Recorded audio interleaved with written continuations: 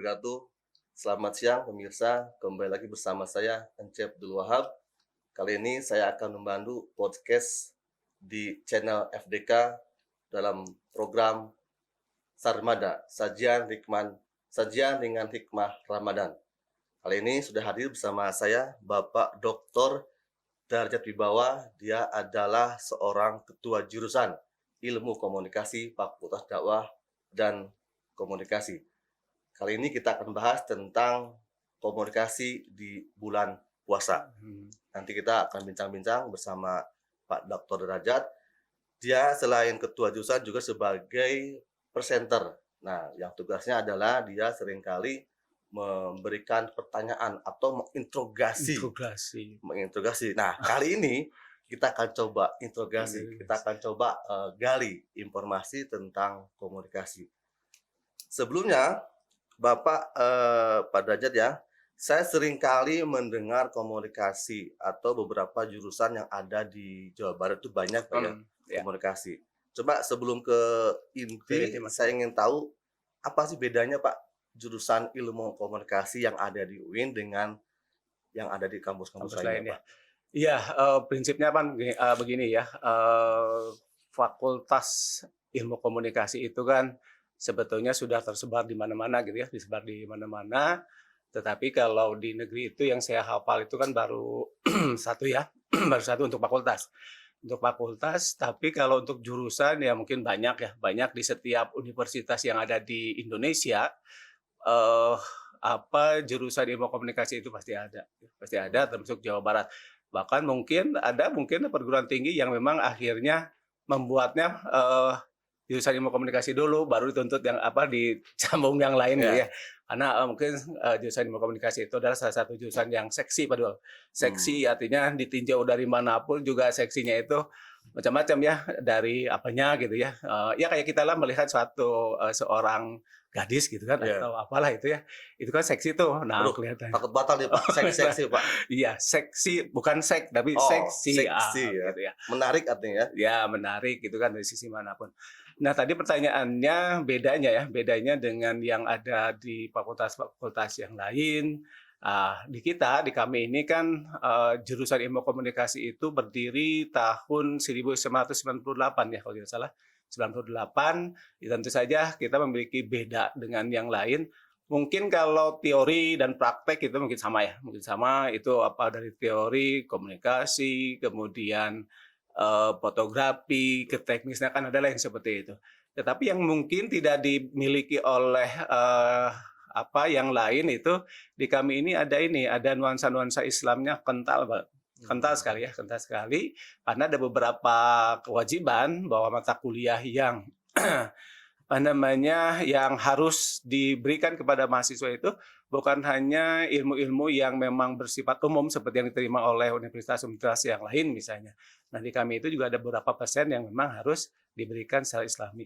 Misalnya kayak tahfidz Quran gitu ya. Nah, tahfidz Quran itu kan tidak semua universitas yang menjalankan tentang tahfidz Quran. Ada kita di situ. Kemudian sebelum apa-apa mahasiswa semester 1 itu sudah mengikuti misalnya semester 1 atau 2 gitu ya. Ini praktek ibadah dan tilawah gitu ya.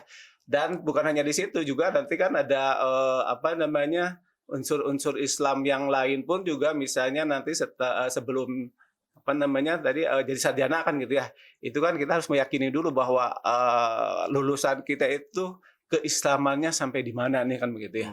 Nah, itu menurut saya untuk berterjun di dunia komunikasi itu sangat penting. Ada benteng-benteng tentang keilmuan, tentang keislaman itu sangat dinantikan kan gitu ya. Sangat nanti itu jadi pilar sehingga ketika mau ke arah mana kan gitu ya. Jadi ada benteng dulu loh ini salah loh, itu salah loh misalnya begitu ya. Itu sih kelebihan-kelebihannya. Kalau yang lainnya saya kira ilmu-ilmu umumnya gitu ya. Kita juga sudah lebih memadai gitu ya. Tadi bicara komunikasi, Pak. Seingat saya sejak kecil sudah diajarkan komunikasi. Kemudian saya juga ke anak saya mengajarkan komunikasi. Komunikasi juga. Jadi kenapa Pak masih ada ilmu komunikasi? Iya. Padahal itu kan sudah dalam kehidupan sehari-hari udah biasa berkomunikasi gitu. Komunikasi, ya. Jadi untuk komunikasi dengan ilmu komunikasi jelas beda ya. Kalau ilmu komunikasi mungkin untuk di Indonesia itu bukan lahir ya, membuminya gitu. Itu sejak tahun 1990-an ya, Wah, 1900-an, 900-an, 1900. Nah, mungkin itu ditandai oleh beberapa perguruan tinggi yang lahir misalnya. lama Pak ya? Udah lama sekali. Itu baru dari ilmu, tentang ilmu. Tapi kalau komunikasinya sebagai bukan ilmu, ya mungkin sejak peradaban manusia itu ada komunikasi Ada itu ya, ada. komunikasi ya. Iya, misalnya di dalam Quran pun juga ada ya surat Alaq ya, kalau tidak salah, Iqra bismi rabbikal ladzi khalaq bla bla bla segala macam. Nah, itu juga sudah menunjukkan komunikasi. Betapa pentingnya bahwa itu adalah komunikasi. Nah, komunikasi itu ya memang lahirnya lebih duluan ilmu-ilmu yang lain, misalnya ilmu-ilmu eksakta gitu ya. Ilmu eksakta itu lebih dulu dibandingkan dengan ilmu komunikasi. Nah, mengapa akhirnya menjadi ilmu komunikasi menjadi sebuah ilmu? Karena perkembangan zaman kan terus berubah. Orang kan mempelajarinya bukan hanya ingin satu saja, tetapi kan ingin komplit juga. Kira-kira yang orang belum temukan apa nih yang yang bisa kita temukan sehingga lebih bermanfaat bagi manusia, misalnya seperti itu.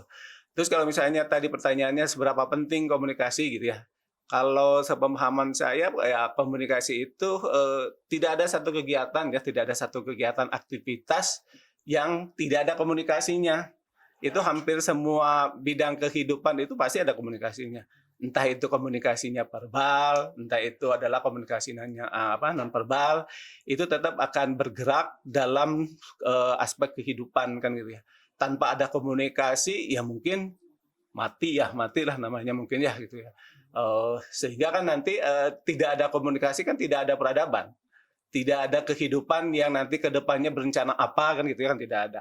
Nah, semua pikiran, semua aspek yang ingin kita sampaikan kan itu kan melalui komunikasi gitu ya. Jadi semua aspek bidang kehidupan itu pasti ada komunikasinya. Entah itu komunikasinya nanti yang sangat sederhana misalnya ya. Sederhana itu ya kayak ngobrol biasa aja misalnya seperti itu, atau misalnya nanti pada high level itu kan pasti akan menggunakan komunikasi. Itu baru. Jadi komunikasi itu pertama dan utama kalau menurut saya ya, bukan hanya dilihat dari keilmuan saja, tetapi dalam prakteknya pun juga komunikasi itu adalah selalu menjadi alat yang pertama, karena kalau tidak ada komunikasi mau apa yang disampaikannya kan Iya, gitu ya. sepakat Pak. Karena orang itu banyak orang sukses dia karena memiliki kemampuan komunikasi yang bagus. Nah, saya ingin tahu Pak, Bapak kan sebagai pakar komunikasi, bagaimana caranya agar kita melakukan komunikasi efektif atau pesan-pesan kita yang diberikan pada orang itu enak dipahami, Iya. sehingga tujuan kita dalam bisnis, dalam dakwah itu efektif gitu. Efektif ya. Oke, komunikasi efektif. Berarti kalau begitu ada komunikasi yang tidak efektif ya, misalnya. Kalau memang ada komunikasi efektif. Begini, kalau saya melihatnya sebetulnya banyak ahli-ahli yang menyebutkan tentang komunikasi efektif itu apa gitu ya. Syaratnya apa, lang jelimet lah kalau misalnya kita ngomong yang efektif, ini tidak efektif, lalu yang setengah efektif yang mana atau yang setengah tidak yang mana gitu. Betul. Ya seperti itu kan agak bingung juga. Jadi prinsipnya secara sederhana komunikasi efektif itu begini. Ini menurut saya ya, nanti nggak tahu yang ahli yang memang sudah benar-benar ahli. Kalau saya kan nggak tahu apakah ahli atau tidak juga belum tahu. Insya Allah Pak. Iya, ini kalau kan di dalam komunikasi itu ada komunikator ya, ada komunikator adalah penyampai pesan. Lalu yang kedua misalnya ada komunikan. Nah, itu kan pasti dua itu kan terlibat di dalam proses komunikasi. Nah, yang seperti apa yang komunikasinya efektif itu? Kalau menurut saya itu adalah yang kedua-duanya oke.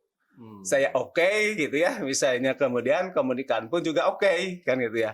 Oke, maksud di sini apa? Ya banyak hal, sama makna, sama keinginan, sama tujuan dan segala macamnya di situ. Berarti kan di situ tidak ada paksaan kan gitu ya. Misalnya tidak ada dominasi kan gitu ya, atau tidak ada pengerahan kan gitu ya, atau tidak ada intimidasi kan gitu ya.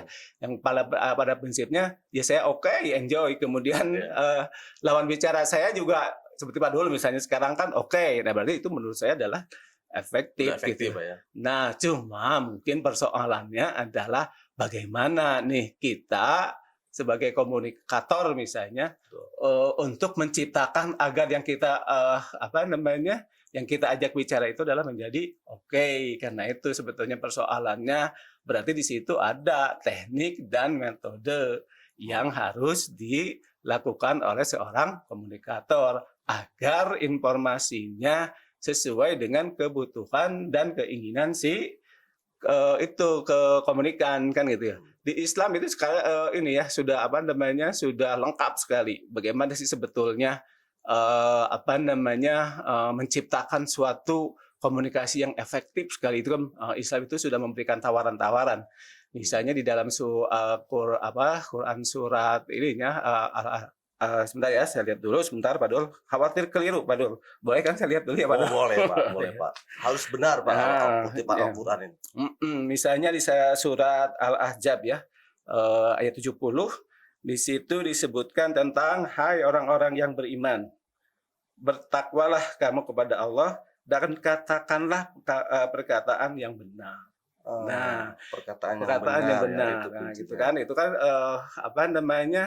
jelas sekali di dalam surat Al-Ahzab itu mengatakan bahwa untuk mencapai sesuatu yang sesuai dengan keinginan tujuan si komunikator itulah katakanlah yang benar gitu.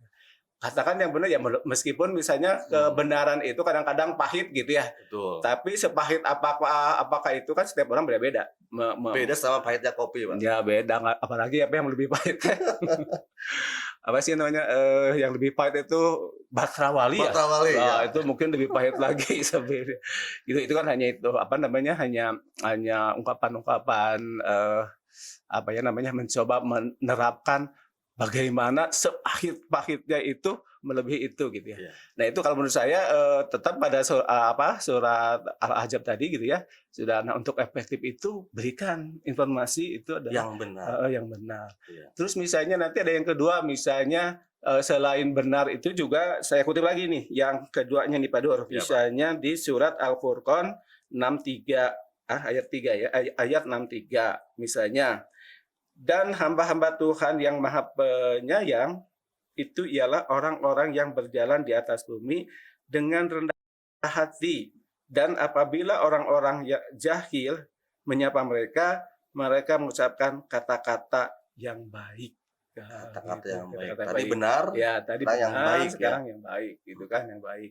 Ya memang untuk benar dan yang baiknya itu ya memang kadang-kadang kita susah mengimplementasikannya ya. Betul, Pak. Ya, itu karena kan baik menurut ukuran seseorang gitu kan atau benar menurut seseorang pun juga kadang-kadang perbedaannya sangat tinggi sehingga menimbulkan mazhab kan gitu ya. Menurut mazhab ini begini, menurut ini begini. Ya itu kita tidak terlalu, kalau saya tidak terlalu terganggu dengan itu.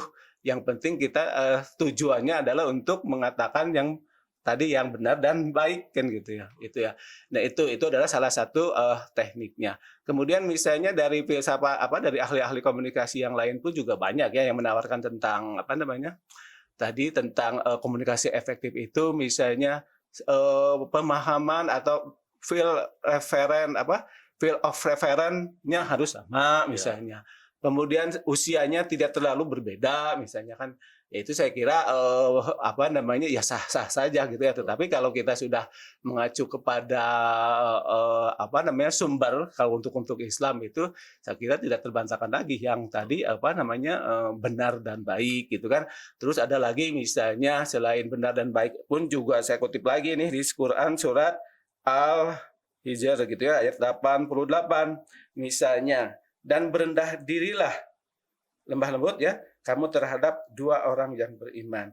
Berarti di situ teknik penyampaiannya Pak Dul. Lemah lembut ya. Lemah lembut. Jadi tidak gerabak gerubuk gitu kan. Terus pergi kita misalnya.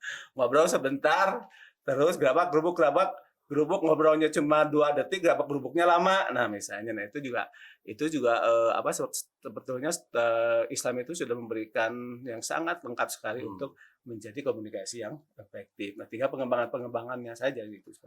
Lemah lembutnya tuh harus kayak orang-orang Solo gitu ya, pelan atau gimana maksudnya Pak? Ya, lemah lembutnya. Dinamika tinggi rendahnya kan berarti kan di situ harus disesuaikan dengan audiens kita mungkin Pak Dul. Lemah lembutnya kan tidak mungkin kalau misalnya budayanya apa namanya keras gitu ya, misalnya kita pakai dengan lembah lembutnya orang eh Jawa yang gitu.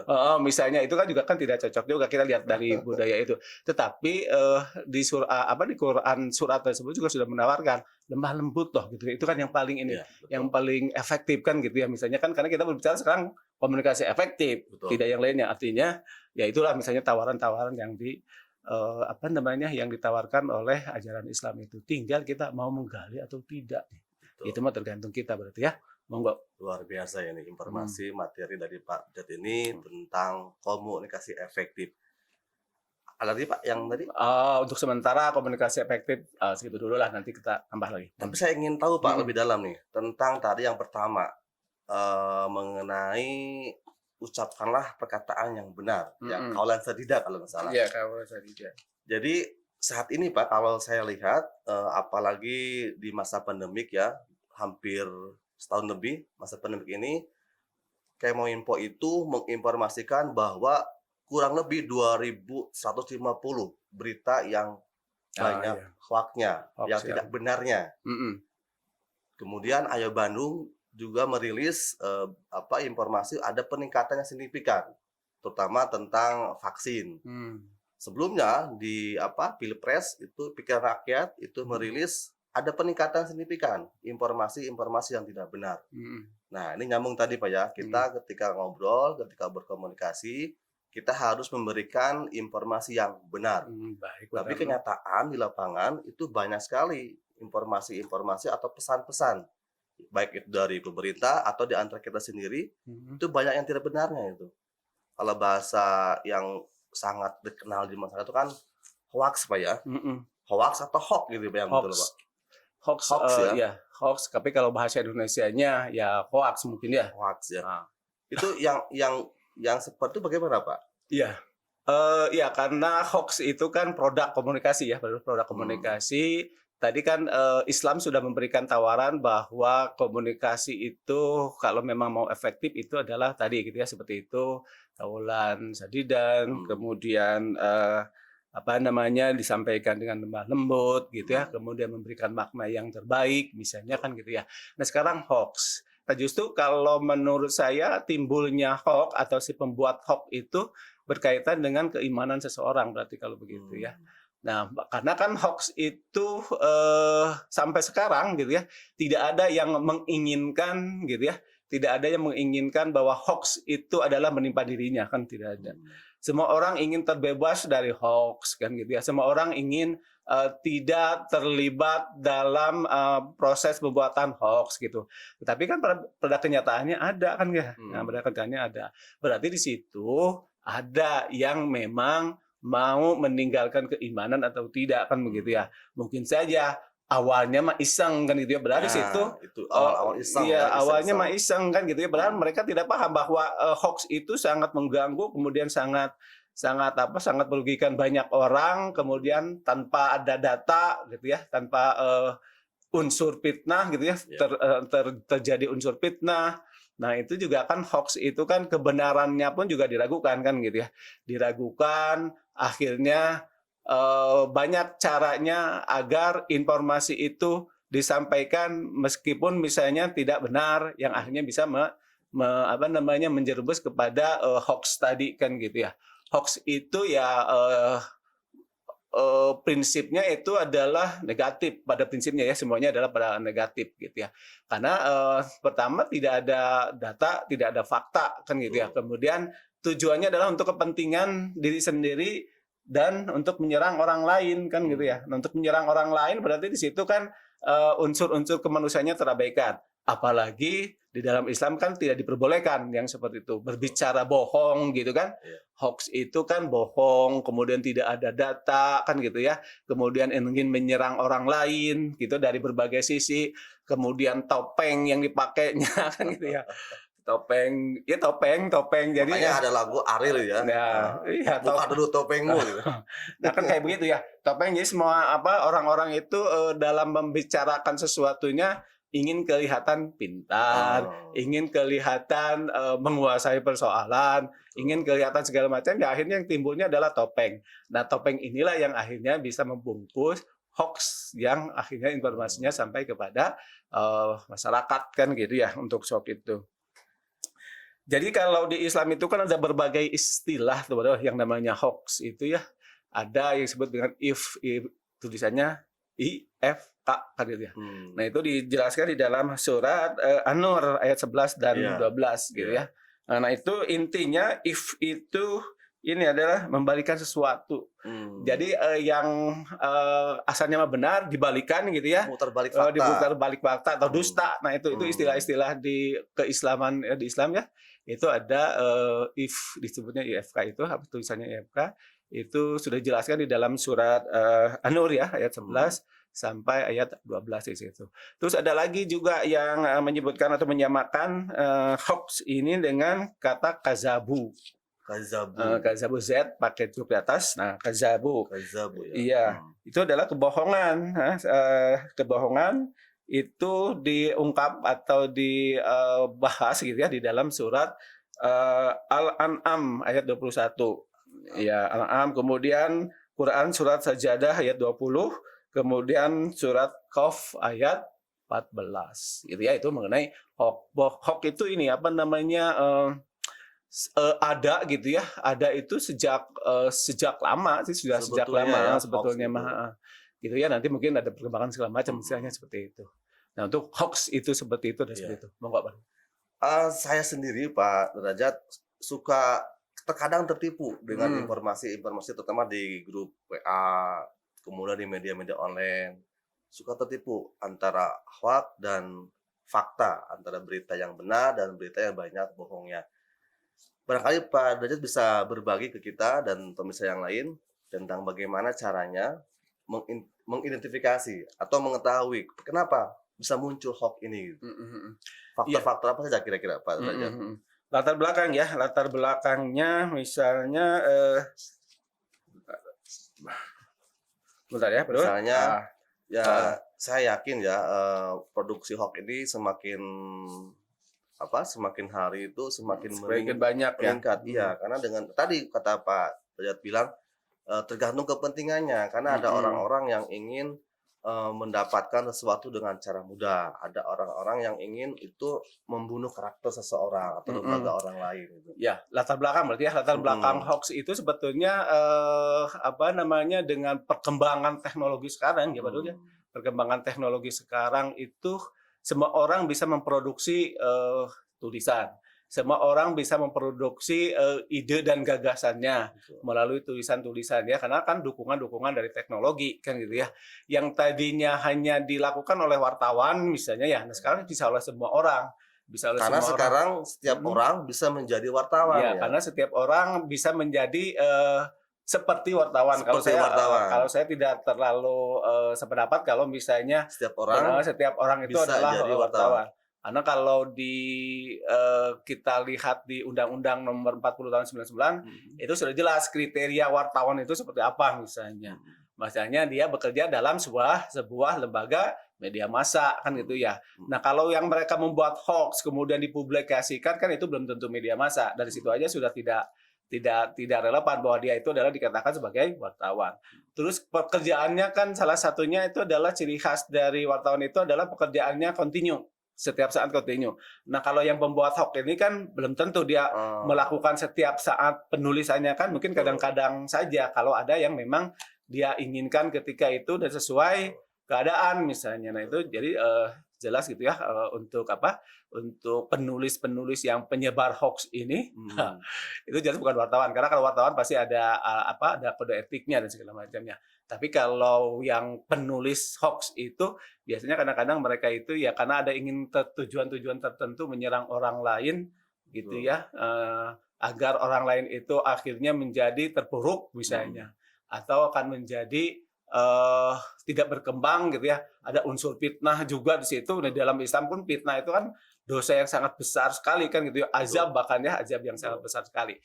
Nah, itu jadi setelah ada tadi ya perkembangan-perkembangan yang sampai sejauh ini terus berkembang teknologi, nggak tahu sampai kapan hoax ini akan berakhir. Betul, betul. Bahkan di zaman Nabi pun juga kan sudah ada Sudah ada hoax. ya hoax ya. Misalnya dari cerita Siti Aisyah itu ya, yang dalam suatu saat pergi dengan rombongannya Nabi Muhammad. Oh, yang tertinggal Iya, yang rombongan itu kehilangan ya. kalung itu Kalungnya kan. ya. Nah, kehilangan kalungnya sementara Aisyah itu lagi mencari kalungnya, kemudian rombongannya sudah pergi duluan. Nah, ada salah satu sahabat Nabi namanya saya lupa waktu itu, namanya siapa ya? Ini lupa ya namanya. Nah, itu kan yang bertugas menyisir gitu ya, menyisir semua keperluan ketika Nabi berkunjung kemana-mana kan ada tuh yang menyisirnya. Nah, itu melihat Aisyah sedang sendirian kan gitu ya. Nah, itu dibawalah. Nah, di dalam perjalanan kan tidak terlibat komunikasi di situ.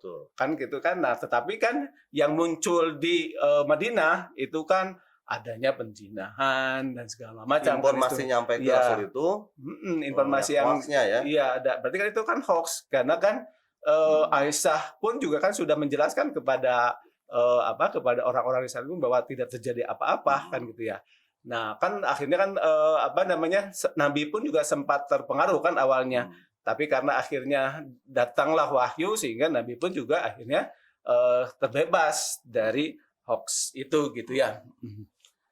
Kalau melihat jumlah peningkatan hoax Pak ya, ini kan setiap tahun terus meningkat. Ini artinya pemerintah atau lembaga-lembaga yang terkait, apakah dia punya aturan atau dia punya semacam sanksi? Kalau nggak salah kan ada Undang-Undang ITE ya. Itu saya lihat ketika pasca Pilpres, Undang-Undang ITE begitu bekerja. Tapi ya lagi-lagi tebang pilih ya. Tidak semua kena Undang-Undang ITE. Nah itu bagaimana Pak cara penyelesaian membanjirnya hoax ini? Iya. Mohon maaf sebelum tadi ya saya yang tadi sahabat Nabi itu namanya Sofwan ya. Sofwan. Nah, itu ya. Itu tadi yang menolong Aisyah ketika kehilangan tertinggal dalam rombongannya ya. Tadi langkahnya apa gitu ya kalau misalnya hoax itu semakin gencar gitu ya. Seperti yang saya sampaikan tadi, hoax itu menurut saya mah tidak akan pernah hilang, tidak akan pernah hilang sepanjang peradaban ini ada, hoax itu akan ada terus. Baik dan buruk kan pasti akan ada terus, ya gitu ya. Kemudian mendukung dan tidak mendukung pun juga ada terus. Kemudian sifat manusia gitu ya. Sifat manusia kan ya memang diciptakannya kan begitu ya. Tidak sempurna. Kalau sempurna mah kalau baik terus mah kan bukan manusia namanya. Itu kan malaikat mungkin ya seperti itu. Terus jelek terus kan bukan manusia juga kan ada setan di situ. Jadi akan ada terus. Nah, tetapi bagaimana nih misalnya cara mengatasi atau solusinya itu adalah ini ya, misalnya di surat ini kembali ke ranah Islam lagi ya. Betul, di surat Kaf misalnya ayat 18 gitu ya, ayat 18 di situ disebutkan tiada suatu ucapan pun yang diucapkannya melainkan ada di dekatnya malaikat pengawas di situ Pak. Jadi sebetulnya mau cara apapun gitu ya, mau cara pribadi dilakukan oleh pribadi, oleh pemerintah kan gitu ya, oleh manapun juga kalau misalnya tadi tidak ada tertanam bahwa di pinggir kita, di belakang kita ada kesadaran, ada malaikat ada di samping kita, ya saya kira ya percuma saja gitu dengan cara seperti apapun juga. Wah ini ada cara. Memang sekarang karena banyak kan aplikasi-aplikasi yang bisa mengecek bahwa ini hoax atau bukan kan gitu banyak sekali. Tetapi kalau tidak ada kesadaran untuk manusianya bahwa di pinggir, di belakang dan di depan kita itu ada malaikat pencatat kan gitu ya, ya tetap saja akan berjalan terus bahkan mungkin hidup penuh dengan hoax. Kebayang ya, ini hoax. Jadi waduh kita mau lari kemana ini ada hoax, di sini ada hoax. Ya karena itu tadi kesadaran bahwa di depan, di belakang kita itu ada malaikat yang belum tumbuh. Nah selain itu pun juga secara teknis gitu ya, secara teknis Islam pun juga sudah mengajarkan bagaimana kita misalnya meminimalkan ya, meminimalisir Iya, ya meminimalkan, risiko. apa namanya, dari Ya, aspek maklum ini negatifnya. puasa, Bang. Pak, belum puasa, harusnya kan harus minum ya sekarang. Aduh, ini kalau boleh minum dulu nih ya. Iya, karena itu kan, sudah misalnya di surat, Al-Isra nih ayat 36. Heeh, Saya bacakan ya ininya, apa namanya, artinya ya. Nah, intinya, dari Quran surat Al-Isra ayat 36 itu, kita diminta untuk, ini, apa namanya, me mengecek kebenarannya itu, Pak Jor. Jadi, mhm, klarifikasi ya, iya, klarifikasi kalau bahasa umumnya klarifikasi iya, atau, apa namanya, tabayun ya. Nah, itu juga diperintahkan untuk tabayun, jadi tidak langsung tabayun ya, heeh, tidak langsung ini secara teknis ya, secara iya, teknis selain tadi kalau yang, kita sudah keimanannya kuat, kita mmm, sudah menyadari bahwa di pinggir kita, di belakang kita ada pencatat, iya, ada ini malaikat yang heeh, ada mengawasi dan yang mencatat ya, mencatat. Nah, mhm, itu kan, apa namanya, aspek yang paling hakiki ya di situ. Tetapi, Quran pun juga, apa namanya, apa, Islam pun juga sudah mengajarkan atau sudah memberikan, apa namanya, solusi ya di situ bahwa tadi tabayun gitu ya. Kemudian yang keduanya adalah tidak ikut ini, waduh apa namanya, prasangka, mmm, prejudis ya, prejudis yang belum apa-apa kita sudah menyangka bahwa orang itu adalah begini, sehingga kita akhirnya membuatlah, informasi-informasi hoax tadi betul, disampaikan kepada masyarakat. Dan yang paling utamanya lagi itu adalah ketika kita menerima kan pasti menerima, betul, ini ya, apa namanya, sebagai manusia pasti terus yang sebagai orang yang punya handphone gitu, betul, itu iya, pasti akan, menerimalah informasi-informasi yang kadang-kadang kita juga tidak tahu, ini, kenapa kok masuk ke kita kan gitu ya. betul, Nah itu adalah salah satunya tawarannya itu adalah jangan disebarkan kembali kan gitu ya misalnya. sabar, tahan ya, Sabar, tahan. jangan langsung di-share lagi, Tapi kan mmm, kadang-kadang kan kita suka atil atil punya ya, atel gitu ya, heeh, jadi lupa segala macamnya, ada betul. yang di pinggir ikan pun jadi lupa. Betul, atau orang, kita ingin dilihat sama orang lain, "Wah ini update nih informasinya Ya, nih, benar, gitu. share-share terus," gitu, padahal itu belum tentu benar Belum gitu tentu ya, benar. Nah, itu salah informasinya. satunya secara teknis ya, secara teknik. Betul ya, Ya selain itu pun juga tentu, apa namanya, keterlibatan, pemerintah, kemudian kita misalnya sebagai dosen pun juga tetap, mmm, diberikan kewajiban untuk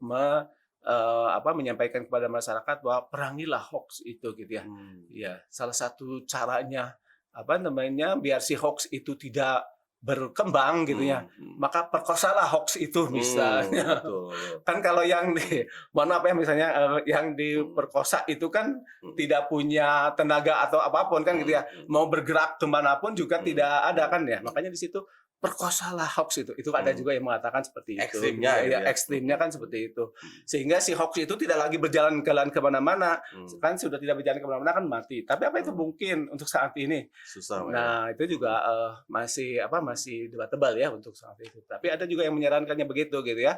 Selain hoax-nya yang diperkosa, mhm mhm mhm, sin perkosa dulu ya matematika kita iya, belajar ada sin kos gitu ya, nu kayak sin tangan, kos tangan, ini sin perkosa. logaritma ya itu, Ya logaritma itu, malah, ininya yang harus diperkosanya itu adalah teknologinya katanya. mmm, Ya teknologinya itu kan harus di ini, apa namanya, harus ditaklukkan sehingga dikendalikan ya. sehingga, tidak mau melawan lagi, sesuai dengan keinginan ya pokoknya bayangkan aja orang Iya, yang diperkosa itu seperti apa kan gitu ya. Nah itu coba ditangkap.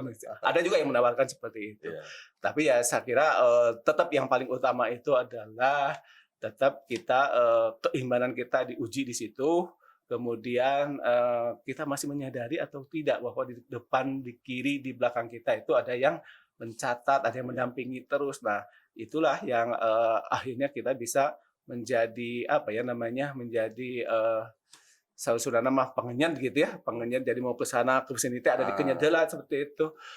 Tapi nggak tahu tah nanti gimana melaksanakannya ya, iya iya, setiap orang kan beda-beda ya. Oh, betul betul. oke. Pak Derajat, Hmm. menarik sekali nih pembicaraan hoax ini, tapi waktunya Oh iya. kita terbatas, nanti kita coba cari waktu yang lain untuk membahas lebih dalam lagi tentang hoax ini. Mhm. Barangkali ada pesan-pesan atau pernyataan terakhir? Iya, prinsipnya gini, kita tidak apa namanya, apa, tidak tidak usah takut karena perubahan kan gitu ya. perubahan itu akan terus terjadi kan gitu ya. Hanya tinggal kita memanage perubahannya itu mau seperti apa. Apakah mau menjadi lawan kita, partner kita, ataukah mau di tengah-tengah kita. Itu pilihannya dari kita semua ya. Jadi tergantung pada kita mau dibawa kemana informasi atau hoax ini. Apakah tetap menjadi bola liar ini, atau kita coba lawan hoax dengan segala macam. Nah, itu tergantung pilihan kita. Itu saja mungkin Pak Dun. Sekali lagi terima kasih Pak Dayat atas Sama-sama. waktunya, atas berbagi ilmu dan pengalamannya tentang hoax ini. Ya. Mudah-mudahan manfaat. Baik pemirsa FDK Channel, alhamdulillah tadi sudah dibahas tuntas tentang hoax. Mudah-mudahan bermanfaat, dan terlebih-lebih di bulan puasa ini banyak waktu yang bisa kita lakukan untuk meningkatkan kita, terutama dalam bersabar dan bijak dengan menggunakan gadget yang kita miliki, dan kita juga harus bertahan agar sampai informasi-informasi yang sesungguhnya itu hoax, kemudian kita juga ikut terlibat aktif menyebarkan hoax kembali. Mohon maaf atas segala kurangannya. Billahi taufiq wal hidayah. Assalamualaikum warahmatullahi wabarakatuh. Waalaikumsalam.